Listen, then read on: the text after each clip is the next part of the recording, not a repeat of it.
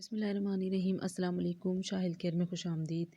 आज मैं आपको बताऊंगी होममेड मॉइस्चराइज़र बनाना। बहुत ही आसान है, सिर्फ 2 इंग्रेडिएंट से बनेगा और दोनों ही नेचुरल होंगे। पहला इंग्रेडिएंट है हमारा ग्लिसरीन। ग्लिसरीन आपको किसी भी शॉप से इजीली मिल जाएगा। और दूसरा इंग्रेडिएंट है हमारा लेमन। अब देखिए इनको बनाना कैसे और लगाना कैसे है। सबसे पहले हमने ग्लिसरीन ले लेना है।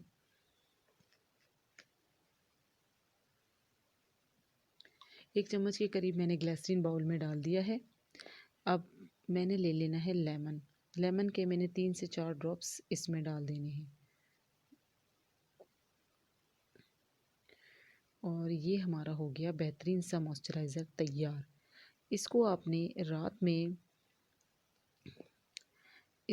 रात में अपनी स्किन पर लगा लेना है और सुबह आपने इसको पानी से धो। ये ऑल स्किन टाइप है, हर स्किन को ये सूट करता है।